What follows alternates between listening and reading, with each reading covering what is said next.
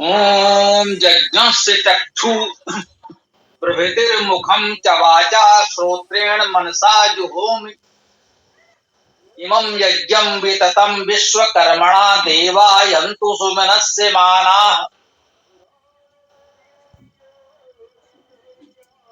यज्ञस्य चक्षु, यज्ञस्य यजन का षष्ठी विभक्ति एक वचन यज्ञ शब्द है और ये शब्द यज धातु से व्युत्पन्न है। ये धातु का अर्थ देव पूजा संगति दान करना कहा है। यज्ञ से अर्थात यजन का, देव पूजा संगति दान का। चक्षु दृष्टि, नेत्र, प्रभृति प्रभृति। देखिए प्रभृति में प्रा उपसर्ग प्रमुख के अर्थ में ध्री धातु भरण करना, प्रत्यय प्रभृति विशेष रूप से भरण करना।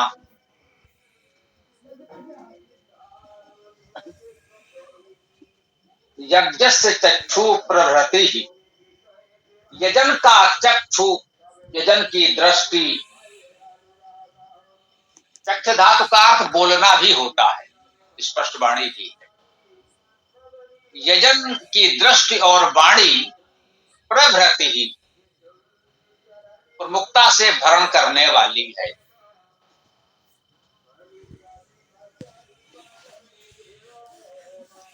हमारी दृष्टि और वाणी यजन के अनुरूप हो, देव पूजा संगत दान जैसे उत्तम भावनाओं से युक्त हमारी दृष्टि और वाणी हो तो वह प्रभृति ही, तो वह प्रमुख भरण करने वाली है। यदि जीवन में हम कुछ बड़ा करना चाहते हैं, अच्छा करना चाहते हैं, पाना चाहते हैं, तो यजन की दृष्टि और वाणी रखनी चाहिए। कहीं ना कहीं जो देव हैं, देवों में प्रकृति भी है, वायु जल पृथ्वी सूर्य आदि भी देव हैं, वृक्ष वनस्पतियां भी देव हैं। तो इन देवों का संरक्षण करना है, जलवायु आदि के प्रदूषण को बचाना है, वृक्ष वनस्पतियों का संरक्षण करना है, ये देव पूजा है। और जो समाज के विद्वान सज्जन मार्गदर्शक उपदेशक हैं, उनका भी पूजन अर्थात सेवा सत्कार संरक्षण करना है और इन उत्तम कार्यों के लिए कुछ दान करना है। ये यजन हुआ। और ऐसी दृष्टि यदि हमारी हो, वाणी इसके अनुरूप हो, अर्थात सबके लिए हितकारक, सेवा सत्कार सम्मान की भावना से देखें और बोलें, तो यह हमारा यह आचरण हमारे लिए भी और समाज के लिए भी प्रभृति प्रमुखता से भरण करने वाला होगा। आगे कहते हैं मुखम, मुख को क्या और वाचा वाणी द्वारा, वाचा तृतीया विभक्ति एक वचन। ये चक्षु प्रथमा भी हो सकता है और द्वितीया भी। वाणी और नेत्र प्रथमा में अर्थात कर्ता कारक में ग्रहण कर सकते हैं। आगे मुखम आया है तो इसे द्वितीया में भी ग्रहण कर सकते हैं, द्वितीया में भी यही रूप होगा। तो कह सकते हैं दृष्टि और वाणी और मुख को वाचा वाणी द्वारा, श्रोत्रेण स्रोत्र द्वारा, श्रो सुनना, स्रोत्र श्रवण शक्ति सुनना या सुनने वाला अंग नेत्र, वाचा वाणी द्वारा, श्रोत्रेण नेत्र द्वारा, वाचा भी तृतीया विभक्ति करण कारक एक वचन है, श्रोत्रेण भी तृतीया विभक्ति करण कारक एक वचन है, मनसा यह भी तृतीया विभक्ति करण कारक एक वचन।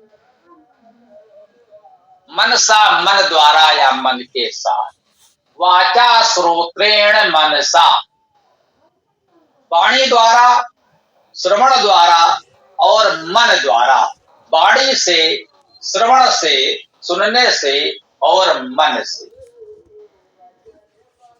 जुहोम, जुहोम में हु धातु है, दान करना और आदान प्रदान।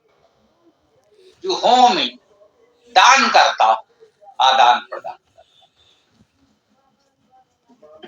यजन जैसे उत्तम भावना के लिए दान करना तो है ही, यजन शब्द में ही दान का अर्थ निहित है। यदि धातु का अर्थ देव पूजा संगति दान करना है तो दान का भाव वहां भी निहित है।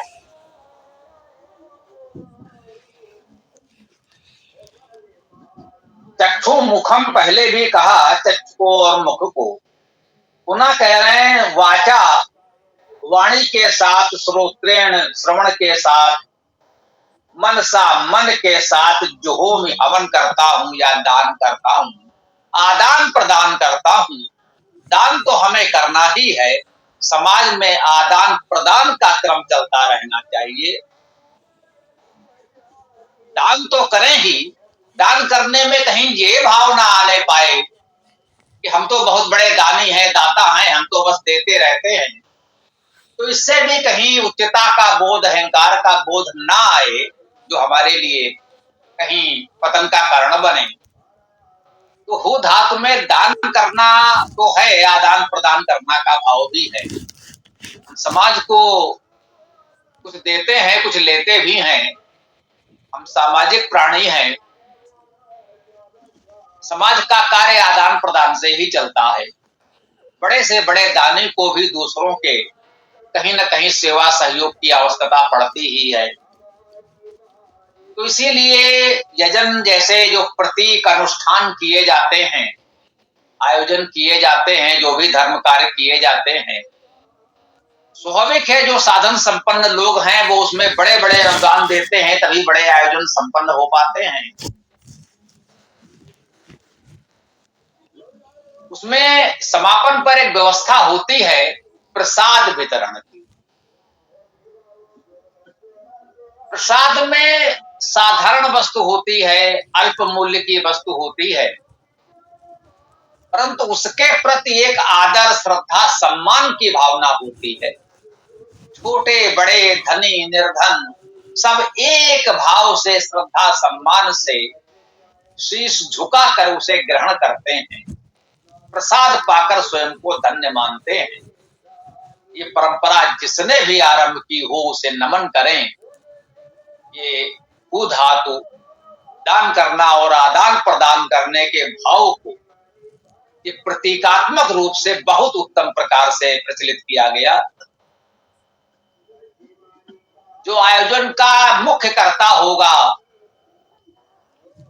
संपूर्ण व्यवस्था लगभग यदि किसी एक व्यक्ति परिवार ने भी की होगी तो वो भी उस प्रसाद को उतने ही श्रद्धा सम्मान के साथ शीश झुकाकर ग्रहण करके अपने आप को सौभाग्यशाली मानता है। ये उत्तम सामाजिक व्यवस्था हमारे मनीषियों ने प्रचलित की है, बहुत अच्छी बात है। यही हवन का भाव है।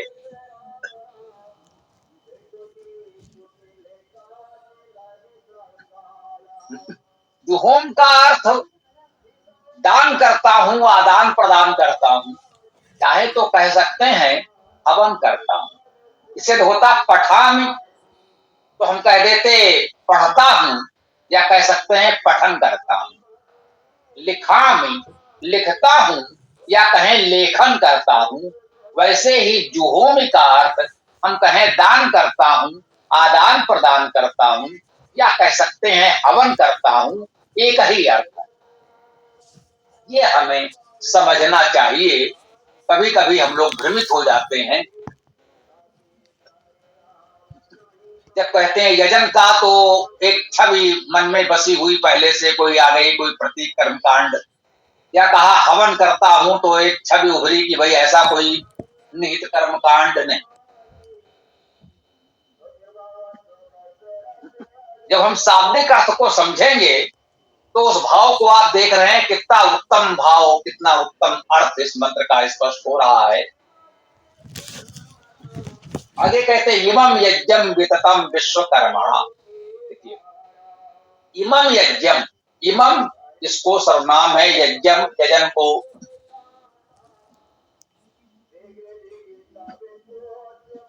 विततम विस्तृत उपसर्ग है, और तम धातु से ही ये ततम रूप बना है। विततम अर्थात विस्तृत,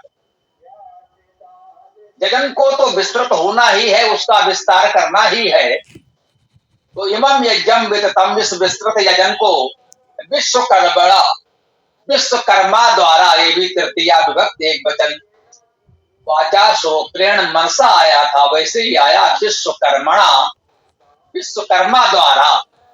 विश्वकर्मा के साथ भी हो सकता था। विश्वकर्मणा, विश्वकर्मा द्वारा। ये विश्वकर्मा क्या है? जो विश्व का अर्थ है सभी कर्म, सभी कर्म द्वारा, या सभी कर्म करने वाले द्वारा, जो संपूर्ण कर्म करने में समर्थ है, जो विश्व कर्म करने में समर्थ है, जो सभी कर्म कर सकता है उसके द्वारा, या जो सभी कर्म करने के लिए प्रस्तुत है उसके द्वारा। नहीं भाई ये छोटा कार्य है, मैं नहीं करूंगा, ये भाव नहीं है।